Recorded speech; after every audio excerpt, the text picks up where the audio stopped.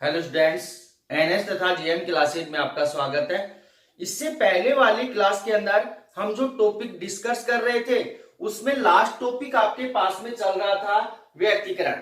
तो व्यतिकरण क्या होता है और व्यतिकरण कितने प्रकार का होता है पिछली क्लास में हम अच्छे से डिस्कस कर चुके हैं। तो अब इस क्लास के अंदर थोड़ा सा उसको दोबारा से रिपीट कर लेते हैं। तो व्यतिकरण होता क्या है दोबारा से सुन लेना भाई कि आपके पास जब दो लगभग समान आयाम व समान आवर्ती की प्रकाश तरंगे समान दिशा में संचरित होती हुई किसी बिंदु के ऊपर क्या होती हैं, अध्यारोपित होती हैं, तब आपके पास में परिणामी तरंग का जो आयाम है किसी बिंदु के ऊपर क्या होता है, अधिकतम होता है, और किसी बिंदु के ऊपर आयाम का मान क्या होता है, न्यूनतम होता है। इस पुनर्वितरण की घटना को क्या कहते हैं, व्यतिकरण कहते हैं। अब इसके अंदर क्वेश्चन आता है कि व्यतिकरण कितने प्रकार का होता है। तो व्यतिकरण आपके पास में दो प्रकार का होता है। पहला होता है आपके पास में समपोषी व्यतिकरण और दूसरा होता है आपके पास में विनाशी व्यतिकरण। तो आपके पास में समपोषी व्यतिकरण क्या होता है, इसको अच्छे से दोबारा से समझ लेना भाई कि जब आपके पास में लगभग दो समान आयाम व आवर्ती की प्रकाश तरंगे समान कला में संचरित होती हुई क्या होती हैं, अध्यारोपित होती हैं। समान कला, यहां कला कितनी है, समान है, समान कला में संचरित होती हुई क्या करती हैं, अध्यारोपित होती हैं। तब आपके पास में जो परिणामी तरंग है, परिणामी तरंग का जो आयाम होता है वो क्या होता है, अधिकतम होता है, या परिणामी तरंग का जो आयाम होता है दोनों तरंगों के आयाम के योग के समान होता है, जिसे क्या कहते हैं, समपोषी व्यतिकरण कहते हैं। माना आपके पास में दो तरंगे हैं जिनका आयाम कितना है, A1 और A2 है। ये समान कला में संचित होती हुई क्या करती हैं, किसी बिंदु के ऊपर अध्यारोपित होती हैं। तब आपके पास में जो परिणामी तरंग है उसका जो आयाम है दोनों तरंगों के आयाम के योग के क्या होता है, समान होता है। या फिर इसकी दूसरी डेफिनेशन हम इसको ऐसे बना सकते हैं कि आपके पास में जब दो समान आयाम व समान आवर्ती की प्रकाश तरंगे जिनका जो कलांतर है वो 0, 2 पाई, 4 पाई, 6 पाई डैश डैश करके 2n पाई का क्या होता है, पूर्ण गुणज होता है, उसे क्या कहते हैं आपके पास में, समपोषी व्यतिकरण कहते हैं। अब आगे आता है आपके पास में विनाशी व्यतिकरण। तो विनाशी व्यतिकरण के अंदर बस आपको एक शब्द चेंज करना है और वो कौन सा आपके पास में, जब दो लगभग समान आयाम और समान आवर्ती की प्रकाश तरंगे विपरीत कला में संचरित होती हुई किसी बिंदु के ऊपर क्या होती हैं, अध्यारोपित होती हैं। तब आपके पास में जो परिणामी तरंग है उसका आयाम क्या होता है, न्यूनतम होता है, या आपके पास में परिणामी तरंग का जो आयाम होता है दोनों तरंगों के आयाम के अंतर के क्या होता है, समान होता है, जिसे क्या कहते हैं, विनाशी व्यतिकरण कहते हैं। इसलिए आपके पास में R बराबर कितना आया था, A1 माइनस में A2 आया था। अब इसी क्रम के अंदर आपके पास में व्यतिकरण के अंदर ही टॉपिक है व्यतिकरण का गणितीय विश्लेषण। तो व्यतिकरण का गणितीय विश्लेषण किस प्रकार से करेंगे, जैसे 11वीं क्लास में हमने विस्पंद का गणितीय विश्लेषण किया था, उसी प्रकार आपके पास में यहां व्यतिकरण का क्या करेंगे, गणितीय विश्लेषण करेंगे। तो टॉपिक आपके पास में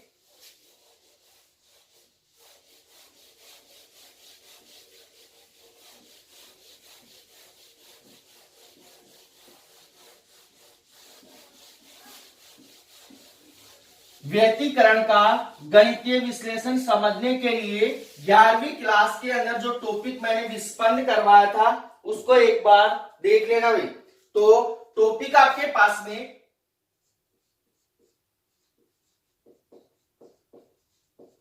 व्यतिकरण का गणितीय विश्लेषण, गणितीय विश्लेषण।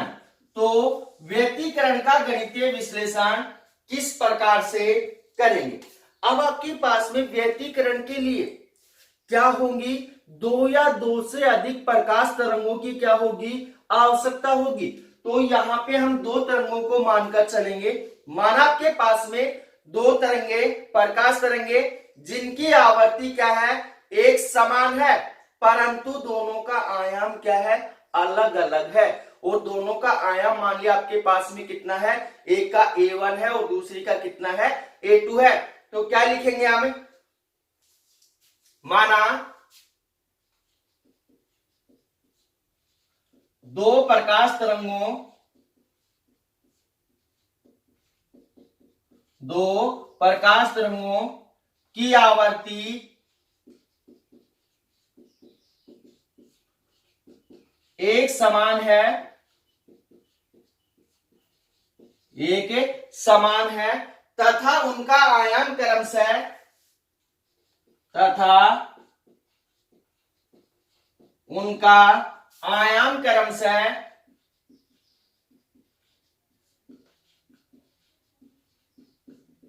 A1 तथा A2 है, A1 तथा A2 है। ये दोनों प्रकाश तरंगे समान दिशा में संचरित होती हुई किसी बिंदु के ऊपर क्या होती है, अध्यारोपित होती है। तो यहां लिखेंगे ये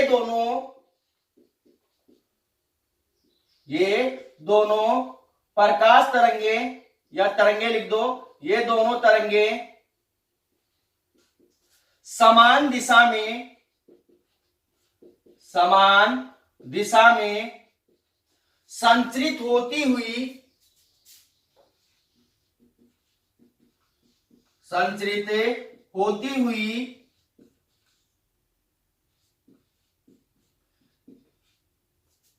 किसी बिंदु पर अध्यारोपित होती हैं, किसी बिंदु पर अध्यारोपित होती है। तो यहां पे जो व्यतिकरण है, व्यतिकरण का गणितीय विश्लेषण करने के लिए हमने दो प्रकाश तरंगे मानी है, जिनकी आवर्ती क्या है, एक समान है, ओमेगा का मान क्या है, एक समान है, परंतु आपके पास में उनके आयाम क्रमशः कितने हैं, A1 तथा A2 है। और ये प्रकाश तरंगे समान दिशा में संचित होती किसी बिंदु के ऊपर क्या होती है, अध्यारोपित होती है। तो अब इसको डायग्राम बना लेते हैं। जैसे आपके पास में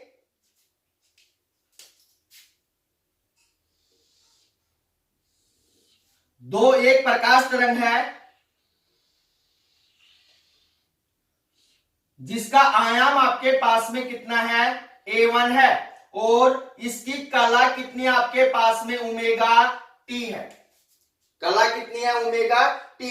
यहां ओमेगा आपके पास में क्या है, उसकी आवर्ती है। क्या है, आवर्ती। उससे आगे आपके पास में एक दूसरी प्रकाश तरंग है, एक दूसरी क्या है, प्रकाश तरंग है, जिसका आयाम कितना है, A2 है। इसका आयाम आपने A1 माना है और इसका आयाम कितना आपके पास में, A2 है, और जिसकी आपके पास में कला कितनी है, ओमेगा टी प्लस में 5 है। कितनी है, ओमेगा टी प्लस में 5। तो यहां पे आपको पता चल रहा होगा कि ओमेगा टी प्लस में 5 क्यों कर दिया, क्योंकि आपके पास में प्रथम प्रकाश तरंग की जो कला है वो आपके पास में कितनी है, ओमेगा टी है, परंतु आपके पास में ये इससे भी पीछे से चल रही है, तो इसकी कला क्या होगी, इससे भी अधिक होगी। तो मान लिया आपके पास में कला यहाँ पे इसकी कितनी होगी, ओमेगा टी प्लस में 5। दोनों के मध्य कलांतर का मान कितना हो गया, आपके पास में ओमेगा टी प्लस में 5 माइनस से ओमेगा टी, तो कितना बचेगा, 5 बचेगा। तो दोनों के मध्य कलांतर का मान कितना हो गया, 5 हो गया। तो ये तो इसका एक साधारण सा क्या है, मतलब डायग्राम है। तो अब आपके पास किसी बिंदु के ऊपर अध्यारोपित होती है, तो सबसे पहले आपके पास में प्रथम तरंग का विस्थापन समीकरण, तो प्रथम तरंग का विस्थापन समीकरण क्या होगा, करवा रखा है मैंने आपको। तो यहां लिखेंगे प्रथम तरंग का विस्थापन समीकरण क्या होगा भाई आपके पास में प्रथम तरंग का विस्थापन समीकरण। मान लिया आपके पास में जो प्रथम तरंग है उसका विस्थापन कितना है, y1 है, और जो दूसरी तरंग है उसका विस्थापन कितना है, y2 है। तो आपके पास में y1 बराबर क्या हो जाएगा, a sin ओमेगा t। यहाँ a1 क्या है आपके पास में प्रथम तरंग का आयाम है, ओमेगा t क्या है, उसका कला है। उससे आगे आपके पास ये आ गया आपके पास में समीकरण नंबर ए। उससे आगे आपके पास में दूसरी तरंग का विस्थापन समीकरण, तो यहां लिखेंगे दूसरी तरंग का विस्थापन समीकरण। दूसरी तरंग का विस्थापन समीकरण क्या होगा भाई आपके पास में, दूसरी तरंग का आयाम कितना है, a2 है, कला कितनी है, ओमेगा टी प्लस में फाई है। तो y2 बराबर कितना होगा, a2 sine omega T plus में कितना हो जाएगा, फाई हो जाएगा। समीकरण नंबर 2। अब आगे इससे पहले वाली क्लास के अंदर मैंने एक टॉपिक करवाया था कि अध्यारोपण का सिद्धांत। तो अध्यारोपण का सिद्धांत क्या कहता है कि आपके पास में जो परिणामी तरंग है, परिणामी तरंग का जो विस्थापन है सभी तरंगों के विस्थापन के सदिश योग के क्या होता है, समान होता है। तो इसके नीचे लिखेंगे अध्यारोपण के सिद्धांत से, अध्यारोपण के सिद्धांत से, अध्यारोपण के सिद्धांत से क्या होगा भाई आपके पास में, परिणामी तरंग का जो विस्थापन होगा y बराबर कितना हो जाएगा आपके पास में, y1 प्लस में y2, y1 प्लस में y2। तो y1 का मान किसके अंदर है, समीकरण 1 के अंदर है, y2 का मान किसके अंदर है, समीकरण 2 के अंदर है। तो यहां लिखेंगे समीकरण 1 तथा समीकरण 2 से, समीकरण 1 तथा समीकरण 2 से। तो समीकरण 1 और समीकरण 2 का मान इस समीकरण के अंदर डालेंगे तो आपके पास में y बराबर कितना मान होगा, y बराबर हो जाएगा आपके पास में y1 का मान कितना है, a1 sine omega t plus में y2 का मान कितना है, a2 sine omega T plus में कितना हो जाएगा, फाई हो जाएगा। तो ये आगे आपके पास, इससे आगे ध्यान से समझना भाई कि आपके पास में यहाँ क्या है, साइन ओमेगा टी प्लस में फाई, साइन ए प्लस में बी। तो साइन ए प्लस बी का सूत्र क्या होगा, तो चूंकि आपके पास में साइन ए प्लस बी बराबर होगा आपके पास में साइन ए कोस बी प्लस में कोस ए साइन ए बी। तो इस सूत्र से हम क्या करेंगे, साइन ओमेगा टी प्लस में फाई को क्या करेंगे, खोलेंगे। तो आपके पास में क्या मान आएगा, इस साइड लिख रहा हूं, तो y बराबर आपके पास में मान हो जाएगा a1 sign omega T plus में a2 बाहर रहेगा क्योंकि हमें किसको खोलना है, साइन ए प्लस में बी को खोलना है। तो आपके पास क्या हो जाएगा, sine omega T cos phi plus में कोस ओमेगा टी साइन ए फाई। ये मान आ गया आपके पास में। अब आपके पास यहां पे ध्यान देना कि a2 को इन दोनों संख्याओं के साथ क्या करेंगे, मल्टीप्लाई करेंगे। तो y बराबर क्या मान होगा आपके पास में, a1 sign omega T plus में a2 sine omega T cos phi plus में a2 cos omega T sine ए फाई। ये मान हो गया। अब इससे आगे ध्यान से समझना कि a1 sign omega T plus में a2 sine omega T cos phi, दोनों के अंदर से क्या कॉमन आ रहा है, आपके पास यहाँ पे साइन ओमेगा टी क्या आ रहा है, कॉमन आ रहा है। तो कॉमन निकालेंगे तो क्या समीकरण होगा आपके पास में, y बराबर हो जाएगा a1 और यहां कितना बचेगा, प्लस में a2 कोस फाई, और यहां कितना हो गया आपके पास कॉमन, क्या आ गया, साइन ओमेगा टी। तो साइन ओमेगा टी को कॉमन निकाल लिया, तो यहां बच गया आपके पास a1, और यहां कितना बच गया, प्लस a2 कोस फाई बच गया। आगे क्या हो गया आपके पास, प्लस में a2 साइन फाई और कोस ओमेगा टी। यह आ गया आपके पास समीकरण नंबर 3, समीकरण नंबर 3। तो उससे आगे अच्छे से समझना भी कि अब इसके अंदर क्या करेंगे, मानेंगे। माना आपके पास में यहां लिखेंगे, माना a1 प्लस में a2 कोस फाई बराबर R cos theta, R cos theta, और आपके पास में यहां होगा a2 साइन फाई बराबर कितना हो जाएगा आपके पास में R sine theta, R sine theta. तो ये आ गया आपके पास में समीकरण नंबर 4, और ये आ गया समीकरण नंबर 5। तो यहां पे माना है हमने कि माना a1 प्लस में a2 कोस फाई बराबर आर कोस थीटा, और a2 साइन फाई बराबर कितना है, आर साइन थीटा। यहां पे आपके पास में जो r है वो क्या है, आपके पास परिणामी तरंग का आयाम है, और यहां पे आपके पास में जो थीटा है वो क्या है, आपके पास में कला कोण है। तो यहां पे आप लिख सकते हो, यहां r परिणामी तरंगे का आयाम है, परिणामी तरंग का आयाम है, तथा थीटा कला कोण है, तथा थीटा कला कोण है, कला कोण है।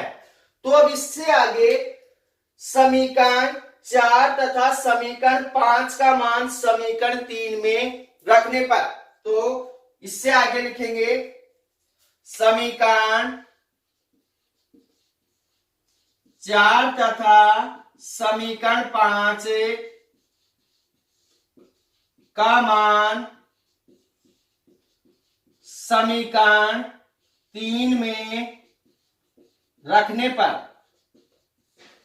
समीकरण 3 के अंदर रखेंगे तो क्या समीकरण आएगा, अच्छे से समझना भाई।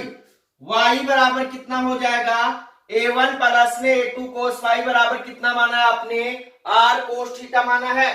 तो यहां हो जाएगा r कोस थीटा, और इंटू कितना है, साइन ओमेगा टी, प्लस में a2 साइन फाई बराबर कितना माना है, r साइन थीटा माना है। तो कितना होगा, r साइन थीटा, और कितना हो जाएगा कोस ओमेगा टी। इन दोनों के अंदर से क्या कॉमन आ रहा है, r कॉमन आ रहा है। r को क्या कर लो, बाहर निकाल लो। तो आपके पास क्या होगा समीकरण, y बराबर हो जाएगा r इंटू, यहां होगा आपके पास में sign omega T cos theta. इनको आगे पीछे कर सकते हैं, कोई प्रभाव नहीं पड़ेगा। प्लस में कितना हो जाएगा आपके पास में cos omega T sine theta. किसका सूत्र बन रहा है भाई आपके पास में, साइन ए प्लस में बी का, क्या होता है साइन ए कोस बी प्लस में कोस ए साइन बी। तो y बराबर कितना हो गया आपके पास में r, और कितना हो जाएगा आपके पास साइन ए का मान कितना है ओमेगा टी, प्लस में बी का मान कितना है थीटा। ये जो समीकरण है कौन सा है, समीकरण नंबर 4 है। कौन सा है, समीकरण नंबर 6 है। तो अब आपके पास में जो समीकरण 6 है वो आपके पास में परिणामी तरंग के किसको प्रदर्शित कर रहा है, विस्थापन को प्रदर्शित कर रहा है। तो यहां लिखेंगे समीकरण 6 परिणामी तरंग के विस्थापन को व्यक्त करता है। तो इसके नीचे क्या लिखेंगे, समीकरण 6 परिणामी तरंग के विस्थापन को व्यक्त करता है, व्यक्त करता है। तो हमने अभी क्या निकाला है, परिणामी तरंग का विस्थापन निकाला है।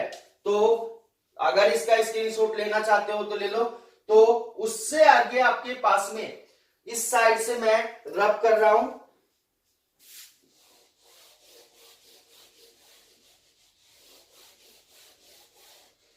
परिणामी तरंग का विस्थापन आपके पास में आ चुका है। अब हम क्या निकालेंगे, परिणामी तरंग का आयाम निकालेंगे। तो आयाम निकालने के लिए समीकरण 4 तथा समीकरण 5 का वर्ग करके जोड़ने पर, तो यहां लिखेंगे समीकरण 4 तथा समीकरण 5 का वर्ग करके जोड़ने पर, समीकरण 4 और 5 का वर्ग करके जोड़ेंगे तो क्या मान होगा आपके पास में, RHS को RHS के अंदर जोड़ देंगे, LHS को LHS के अंदर जोड़ देंगे। तो क्या होगा आपके पास में, R square cos square theta plus में R square sine square theta बराबर कितना होगा भाई आपके पास, A1 प्लस में A2 कोस फाइव का होल स्क्वायर प्लस में A2 square sine square five. यही मान होगा ना भाई। दोनों तरफ वर्ग करके क्या कर देंगे, जोड़ देंगे। तो इन दोनों के अंदर से क्या कॉमन आ रहा है, आर स्क्वायर कॉमन आ रहा है। तो इसको बाहर निकालेंगे तो क्या होगा आपके पास, आर स्क्वायर बाहर आ गया। यहाँ क्या होगा आपके पास, कोस स्क्वायर थीटा प्लस में साइन स्क्वायर थीटा बराबर कितना हो गया आपके पास, इसका होल स्क्वायर खोलेंगे तो यहाँ पे मान होगा आपके पास में A1 स्क्वायर प्लस में A2 square cos square five plus में 2A1 A2 कोस फाइव प्लस में यहां आगे क्या है, A2 square sine square five. अब यहाँ पे साइन स्क्वायर थीटा प्लस में कोस स्क्वायर थीटा बराबर कितना होता है, 1 होता है। तो यहां लिख सकते हैं कि साइन स्क्वायर थीटा प्लस में कोस स्क्वायर थीटा बराबर कितना होता है, 1 होता है। तो आपके पास में आर स्क्वायर बराबर कितना हो जाएगा, A1 स्क्वायर प्लस में यहाँ A2 square cos square five है, यहाँ A2 square sine square five है। क्या कॉमन आ रहा है, A2 स्क्वायर कॉमन आ रहा है। यहाँ हो जाएगा A2 स्क्वायर और यहाँ बच गया आपके पास में कोस स्क्वायर फाइव प्लस में साइन स्क्वायर फाइव प्लस में 2A1 A2 कोस फाइव प्लस में 2A1 A2 कोस फाइव। अब आपके पास दोबारा से कोस स्क्वायर फाइव प्लस में साइन स्क्वायर फाइव बराबर कितना होगा, 1 होगा। तो R बराबर कितना हो जाएगा आपके पास, A1 स्क्वायर प्लस में A2 स्क्वायर प्लस में 2A1 A2 और कोस फाइव। तो अब आपके पास में यहाँ R स्क्वायर है, हमें मान किसका निकालना है, परिणामी आयाम का मान निकालना है। तो स्क्वायर को हटाइए, इस साइड क्या जाएगा, अंडर जाएगा। तो आपके पास में R बराबर कितना होगा, under root A1 square plus में A2 स्क्वायर प्लस में 2A1 A2 कोस फाइव। यह आ गया आपके पास में समीकरण नंबर 7। क्या आ गया, समीकरण नंबर 7। समीकरण 7 किसको व्यक्त कर रहा है, परिणामी तरंग के आयाम को व्यक्त कर रहा है, परिणामी तरंग के आयाम को व्यक्त कर रहा है। तो यहां लिखेंगे समीकरण 7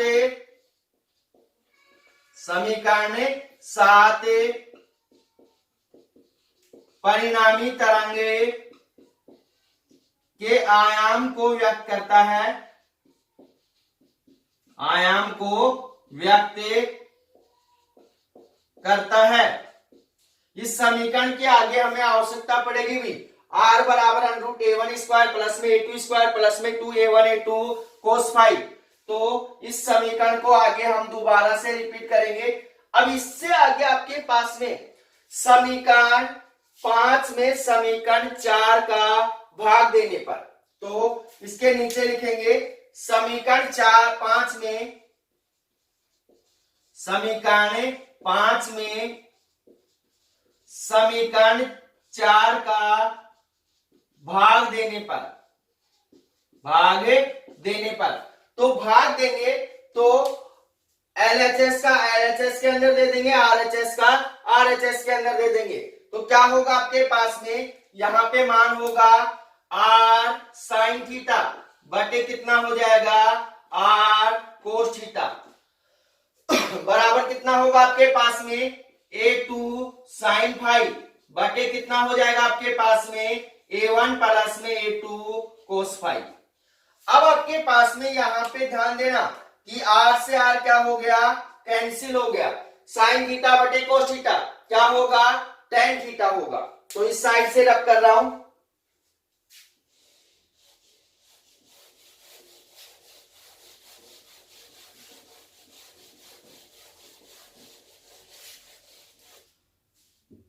तो क्या आएगा आपके पास में, यहां पे टेन थीटा बराबर हो जाएगा आपके पास में A2 साइन फाई बटे कितना हो जाएगा आपके पास A1 प्लस में A2 कोस फाई। टेन को इस साइड भेजेंगे, किस में जाएगा, इनवर्स के रूप में जाएगा। तो आपके पास थीटा बराबर कितना हो जाएगा, tan inverse A2 sine phi बटे कितना हो जाएगा A1 प्लस में A2 कोस फाई हो जाएगा। तो ये आ गया आपके पास में समीकरण नंबर कितना हो गया, 8। समीकरण नंबर 8। और जो समीकरण 8 है वो परिणामी तरंग की दिशा को क्या करता है, व्यक्त करता है। तो यहां लिखेंगे समीकरण 8 परिणामी तरंगे की दिशा को व्यक्त करता है,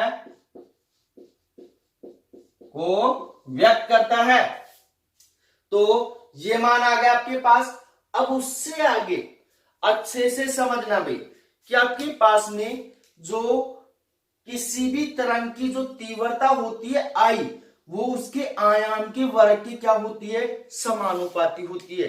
ये मैंने 11वीं क्लास में भी बताया था और 12वीं क्लास में भी बता दिया है पीछे कि किसी भी तरंग की जो तीव्रता आई होती है वो उसके आयाम के वर्ग की क्या होती है, समानुपाती होती है। तो यहां लिखेंगे कि किसी तरंग की जो तीव्रता है वो उसके आयाम के वर्ग की क्या होती है, समानुपाती होती है। तो यहां लिखेंगे किसी तरंग की तीव्रता आई उसके आयाम के वर्ग के क्या होती है, समानुपाती होती है। उसके आयाम के वर्ग के समानुपाती होती है। तो आपके पास में किसी भी तरंग की, अब आपके पास में यहां पे कितनी तरंग है, 2 तरंग है। उनके कारण अध्यारोपित होने पर परिणामी तरंग कितनी बन रही है, 1 बन रही है, जिसका परिणामी आयाम कितना है, R है। तो उस तरंग की जो तीव्रता होगी वो I समानुपाती होगी किसके, उसके आयाम के वर्ग के समानुपाती होगी। अब यहां पे ध्यान देना कि समानुपाती का चिन्ह हटाएंगे तो क्या लगाएंगे, कि नियतांक लगाएंगे। तो I बराबर कितना हो जाएगा, के आर स्क्वायर। ये क्या है, यहाँ पे समानुपाती नियतांक है। अब आपके पास में R बराबर कितना मान है आपके पास में, समीकरण 7 से। तो यहां लिखेंगे समीकरण 7 से क्या मान होगा भाई आपके पास में, I बराबर हो जाएगा आपके पास है के, और R का मान कितना है, under root A1 square plus में A2 स्क्वायर प्लस में 2A1 A2 कोस फाई का क्या हो जाएगा, होल स्क्वायर। तो यहां स्क्वायर से अंडर रूट क्या हो जाएगा, कैंसिल हो जाएगा। तो I बराबर कितना मान हो गया आपके पास में, के इंटू A1 स्क्वायर प्लस में A2 स्क्वायर प्लस में 2A1 A2 cos फाइव। यहां A1 क्या है, प्रथम तरंग का आयाम है, A2 क्या है, दूसरी तरंग का आयाम है। तो K को इन तीनों संख्याओं के साथ क्या करेंगे, मल्टीप्लाई करेंगे। तो आपके पास I बराबर कितना हो जाएगा, K A1 स्क्वायर प्लस में K A2 स्क्वायर प्लस में 2K A1 A2 cos five. तो अब यहां पे ध्यान देना, चूंकि आपके पास में I1 बराबर कितना हो जाएगा, K1 स्क्वायर, प्रथम तरंग की जो तीव्रता है उसके आयाम के वर्ग के क्या होगी, समानुपाती। समानुपाती का चिन्ह टाइम क्या लगाएंगे, के नियतांक लगाएंगे। और I2 बराबर कितना होगा, के A2 स्क्वायर। और आपके पास में यहां जो क्या है, के A1 A2 है, ये किसके बराबर होगा, यहां अंडर रूट I1 I2 के बराबर होगा। क्यों होगा, इसको समझ लेना भाई। कि आपके पास में यहां पे इसका क्या कर देंगे, तीनों का होल स्क्वायर कर देंगे। तो होल स्क्वायर करके क्या लगा देंगे, अंडर रूट लगा देंगे, तो इनके ऊपर कोई प्रभाव नहीं पड़ेगा। तो यहां हो जाएगा आपके पास के A स्क्वायर और यहां हो जाएगा आपके पास के और A2 स्क्वायर। तो आपके पास में यहां पे के A1 स्क्वायर का मान कितना है, I1 है, और के A2 स्क्वायर का मान कितना है आपके पास में, I2 है। डालेंगे तो किस में आ जाएगा, अंडर रूट में आ जाएगा। ये मान उठाकर यहां डालेंगे तो आपके पास I बराबर कितना हो जाएगा, I1 प्लस में I2 प्लस में 2 और कितना हो जाएगा, under root I1 under root I2 और cos फाइव। cos फाइव ये आ गया आपके पास समीकरण नंबर 9। और जो समीकरण 9 है वो परिणामी तरंग की तीव्रता को क्या करता है, व्यक्त करता है। तो यहां लिखेंगे समीकरण 9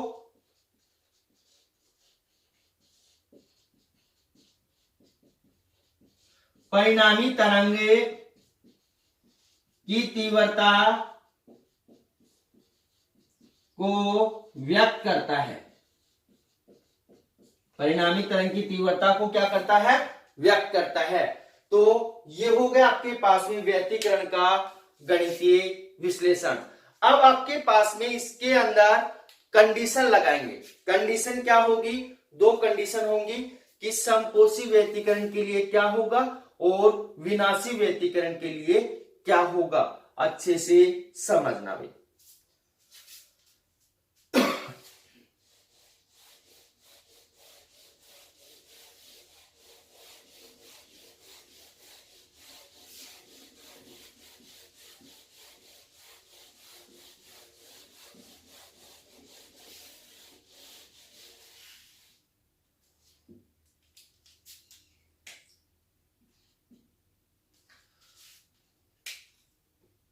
कंडीशन फर्स्ट,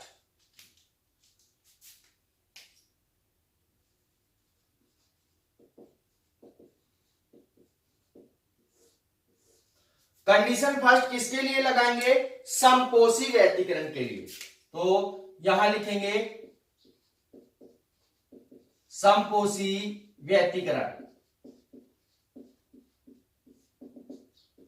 तो यहां पे ध्यान देना भाई कि समपोषी व्यतिकरण के लिए दोनों तरंगों के मध्य जो कलांतर होता है वो कितना होता है, 0 होता है। दोनों क्या होती हैं, समान कला में होती हैं। क्योंकि समपोषी व्यतिकरण की डेफिनेशन के अंदर भी मैंने आपको बताया था कि जो कलांतर होता है 0, 2 पाई, 4 पाई, 6 पाई का क्या होता है, समगुणज होता है।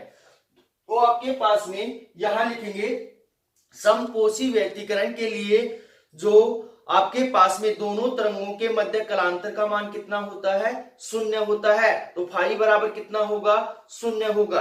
तो यहां लिखेंगे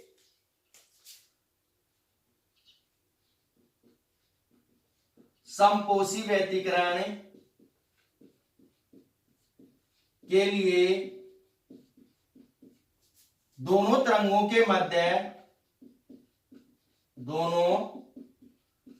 के मध्य कलांतर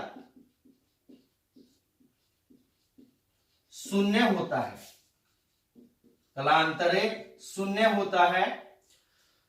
अब आपके पास कलांतर शून्य होगा, इसलिए आपके पास में फाई बराबर कितना हो जाएगा, फाई बराबर होगा 0। फाई बराबर 0 होगा तो आपके पास में परिणामी आयाम और परिणामी तीव्रता, तो यहां लिखेंगे परिणामी आयाम व तीव्रता। परिणामी आयाम का क्या समीकरण आया था भैया, अब आपके पास में r बराबर आया था √a1 स्क्वायर प्लस में a2 स्क्वायर प्लस में 2a1 a2 cos फाई।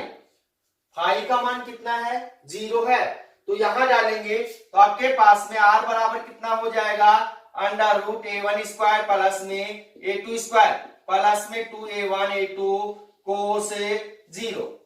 और cos 0 का मान कितना होता है आपके पास में, क्योंकि cos 0 बराबर होता है 1, तो ये मान उठाकर यहां डालेंगे तो r बराबर हो जाएगा आपके पास √a1 स्क्वायर प्लस में a2 स्क्वायर प्लस में 2a1 a2, किसका होल स्क्वायर बन रहा है, ये a1 प्लस में a2 का होल स्क्वायर बन रहा है, तो r बराबर कितना हो जाएगा आपके पास में √a1 प्लस में a2 का होल स्क्वायर।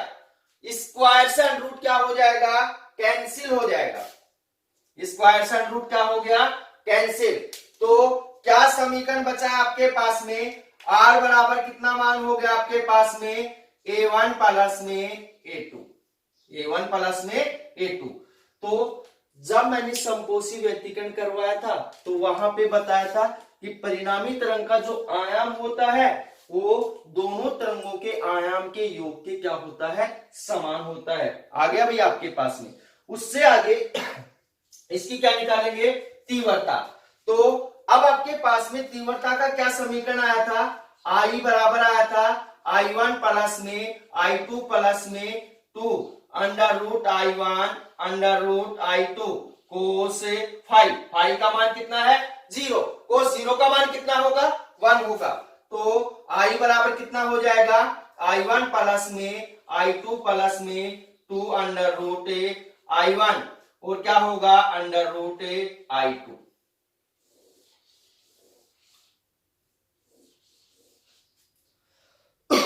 ये किसका समीकरण आ गया, तीव्रता का समीकरण आ गया।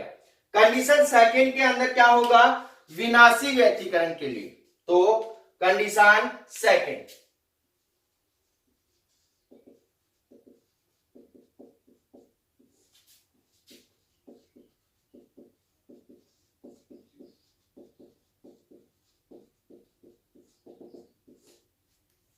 अब यहां पे ध्यान देना, विनाशी व्यतिकरण के लिए दोनों तरंगों के मध्य जो कलांतर है वो कितना होता है, पाई होता है, क्योंकि दोनों तरंगे एक दूसरे से क्या करती हैं, विपरीत कला में अध्यारोपित होती हैं। तो यहां लिखेंगे विनाशी व्यतिकरण के लिए, विनाशी व्यतिकरण के लिए दोनों तरंगों के मध्य कलांतर पाई होता है। कितना होता है, पाई होता है। इसलिए आपके पास में फाई बराबर कितना होगा, फाई बराबर हो जाएगा पाई। तो परिणामी आयाम व तीव्रता का मान कितना होगा, तो यहां लिखेंगे परिणामी आयाम व तीव्रता, परिणामी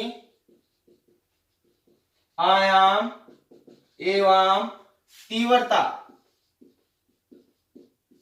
कितनी होगी भाई आपके पास में। सबसे पहले हम निकालेंगे परिणामी आयाम, r बराबर क्या समीकरण होता है, √a1 स्क्वायर प्लस में a2 स्क्वायर प्लस में 2a1 a2 cos फाई।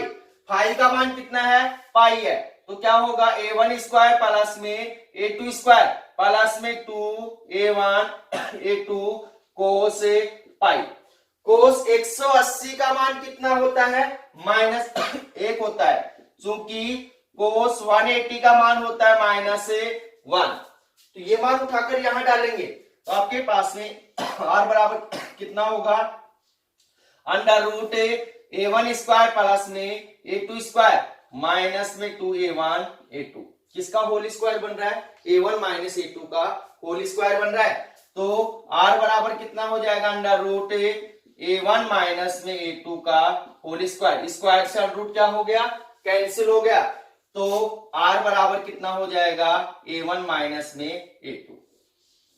इसी प्रकार किसका मान निकाल देंगे? तीव्रता का मान निकाल देंगे। कोस पाई का मान कितना डालेंगे? -1 डालेंगे। तो I बराबर कितना हो जाएगा?